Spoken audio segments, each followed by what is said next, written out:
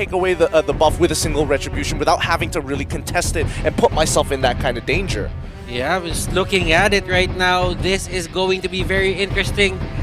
Burmese Ghouls. Upper brackets, and it will be Burmese Ghouls taking on Bren Esports in Game 1.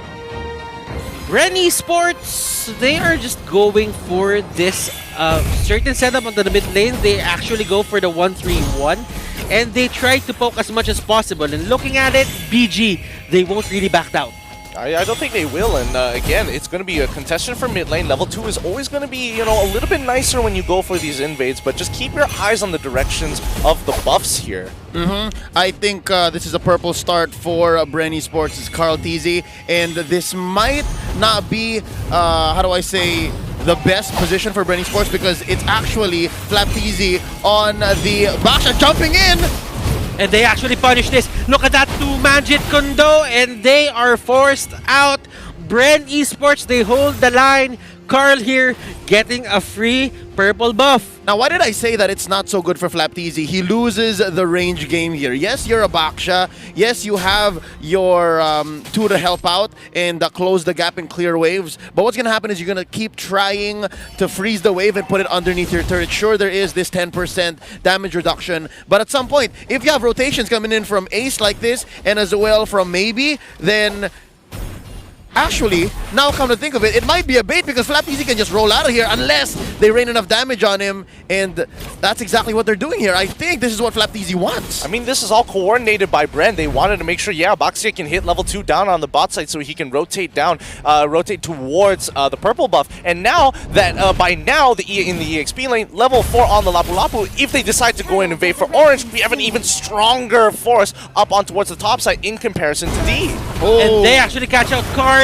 But there is the trade that is going to be favoring the side of Burmese Ghouls. Rebo here forced out of his lane. He tried to help, but he wasn't there in time. Oh boy, I mean, first blood already given over, but it could be more. Right now, Lusty just trying to size up his man. And as we've said, the first turtle is going to be important for this game. Burmese Ghouls, they take it. The question is, how much can they push this lead? I love the counterplay between Burmese Ghouls' heavy invade and then neutralized by how Flap TZ was kind of baiting the lower part of the map. And right now, it's Rebo who has to answer to Maybe and the laning Yuzhong on D. Now, the question is, how far can Burmese Ghouls take this advantage? It'll really come down to how much they bear down on Carl TZ. And Carl TZ, again, I think this is the right thing to do for him. Stick to the buff, stick to farming, and then wait for the perfect time to actually come out. And yeah, just do this, blazing the waves away, and then just rotate back into the orange, back into the purple, take your camps, and then slowly but surely, maybe in the mid game, find your power spike after your second or even your first core item. I don't know. Maybe he's here. Maybe he's here. He's trying to get Carl. Carl, will he back down? No, he won't push back to the turret. Not gonna reach. But there is going to be a punish and a step in the right direction for Bren Esports if they want to stop the aggression coming out for Burmese Ghouls. I mean, you hate to see it, but D, he's going to try even more here. And he tries to go for few, but Carl will be his next target, and he really tried to go for that. Really tried to get the extra HP that comes out from killing that buff.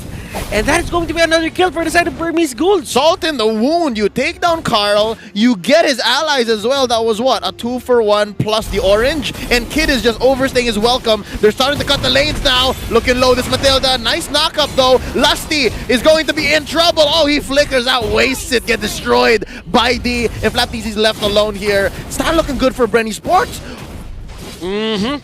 Flap TZ trying to defend this.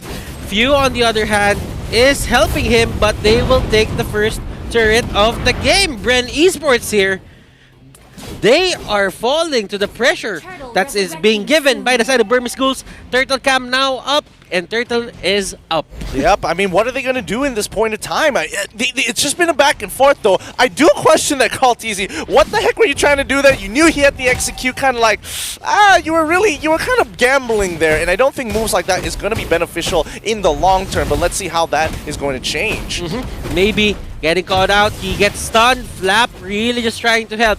And as you can see, Bren Esports, they're putting a lot of their resources, putting a lot of help into just Carl TZ just getting that buff, They really needed that for their side, and they're trying to make ends meet. At the end of the day, Burmese Ghouls, they still have the lead. It's come to the point where it's just one tank you're trying to block the way, make space for Kaltizi. It's actually two. That's Flaptizi and Lusty, and right now it looks like they're going for the turtle, and they're just buying time now. Flaptizi at half health. Oh! Lusty gets blown up! Lusty can't fight that break. D going for Few. Few has the flicker, and another turtle going to the side of the Burmese Ghouls. They really know the early game, and they're punishing Bren Esports for picking a mid-game spike hero. Oh man, they're just running them down one by one, and Bren, now that he's got to try to do something about this. Another kill! Burmese Ghouls! They just go at it! They're not letting Bren Esports breathe! Honestly, does anybody remember what KZP said about this? Because when they said Burmese Ghouls are great at first turtle, and if they can snowball off of this, they're kind of getting those vibes here right now. And looking at it, Carl just got his Raptor Machete 6 minutes in. That is how annoyed, that is how delayed Carl is in terms of the items. And all it took was maybe here after picking up the blade armor, he can afford to do this. And even if he dies, I think that's worth it overall. You do have a Mount Shocker to buy some time. And right now, that's going to be Kid jumping in. Maybe once more. And maybe he's not backing down. Even if you have the Valor, even if you have the Baksha, they are not gonna stop annoying Kaltizi because this is the strategy that they went for. Maybe here is the next target. Blazing Duet will get thrown out. He doesn't have the spell. He doesn't have the skill to get over that wall. But right now, Burmese Ghouls, they're just clobbering at Bren Esports. Rebo here trying to get away. He uses Flicker. Lusty can't find the opening and can't find the perfect way of the dragon so that they can stop Burmese Ghouls from just entering their jungle. What is happening here? Burmese Ghouls is choosing the right place at the right time to fight.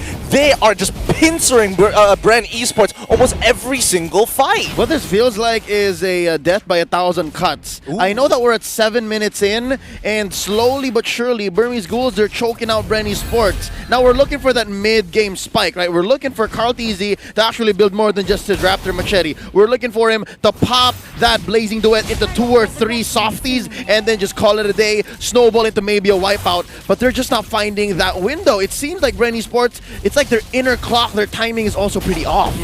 And maybe here giving information to the side of Burmese Ghouls that they are taking the Lord.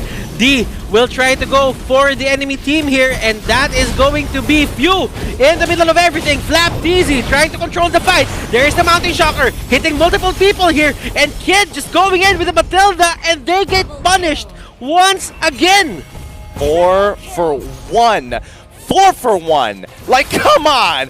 Bren needs to find some way to kind of even up this score somehow, some way, and at some times, because it looks like it's just, this game is slipping out of their hands. What I tell you guys before the game even started, if there was something great to come from Burmese Ghouls, if they were to upset the entire MLBB audience that predicted that Bren Esports would take this easy. What were the numbers? 15, 20 to 80? That was ridiculous. It's going to come from Maybe, it's going to come from Ace, and it's going to come from Kid. And lo and behold, 307 on this young man on the Yusen Shin. Look at the gold on Lusty right now, 2.6k.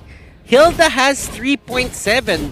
He doesn't have enough items to just tank up the shots that are coming here from the side of Burmese Ghouls. He has a lot to think about. He has the Matilda, he has the Lunox, and he even has a Hilda that's at 6 stacks. That's going to hurt. It really does, and not to mention that Few as well. Like, he's been struggling to get ahead. He really needs like at least one to 2 complete items to really start being able to push them back. And I think more importantly so is that D has a very good idea. He sees Few, he's going to target whoever Few is going to be nearest to, because at the end of the day, that Black Dragon form doesn't get affected by the searing torrents. There's only so much push you can do against a big black dragon. Actually, with this skin, it's silver. But slowly but surely, Burmese Ghouls taking control of the map. There is no more outer turrets for the Bren Esports side of things. And yeah, this is a slow choke. First Lord coming up here, and there's a very small chance for contestation. Lord Cam shows that the Lord is now up. And Bren Esports, they are forced to stay in base. Technically, Kaltizi right now is just getting the scraps that are reaching their base. The Lord is going to be the next target here for the side of Burmese Ghouls. They're setting it up right now. Maybe just stack it up. Ruby DD, and maybe they're going in. Flicker. He really just wanted to go for the way of the dragon, but right now Karthisi going in with a blazing duet. And look at the damage output. Order of Brilliance is there. Yuzhong with the monster kill. They get caught out. Flap, he's not as tanky as you think. Burmese Ghouls, they're just controlling this game. Yeah, I definitely think Bren underestimated how much damage that that Ruby DD had in the bank. I mean, he's 1-0-7. Doesn't look like a big deal, but my goodness. They're just trying to clear the waves. Do not let Burmese Ghouls just take your turrets as much as possible. Just hold the lanes. Now, Burmese Ghouls, they're not really going for the Lord as of now. They might just want to wait until they get to 12-minute mark so that they get the Luminous Lord, but that doesn't seem to be the case because right now they're just going for it. No time to waste here. Again, once you get Lord the first time around, your siege minions get enhanced. So if you're choking your opponent out, if you're taking the time to wrap around them, choke out the resources, take everything away you can from Karthisi. Hey, even the small camp right here, he's not cutting any corners, he's just taking everything he can, then all the more you should go for level 1 Lord. Don't waste any time. Yeah, I mean, look at this lead. This is the biggest lead we've ever seen here at M2. It is a 13k gold deficit for Bren. There's literally nothing they can do at this point. Every single fight, Burmese Ghouls will have full control. Ace just needs one more item for the item lock, and here's the siege.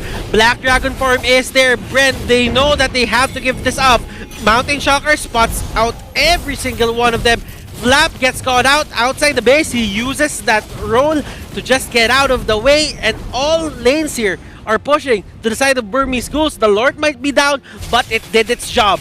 It took down the inhibitor turret here for the side of Bren Esports. And relatively no cost too. No lives, nothing. Like, no trades. They choked in Bren Esports, they kept them in, cordoned them off in their own from behind, not even a chance for Karthisi. The pop, the blazing duet, and they are looking for the finish. Ladies and gentlemen, the Burmese Ghouls are not wasting any time. No, Rebo is the last man standing. Burmese Ghouls take a 12-minute game versus Bren Esports.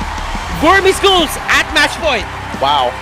Wow, that has to be one of the fastest games, the biggest deficits we have ever seen, and one of the biggest flex. Whoever sees a Lunox one-shot their opponent. Fearless.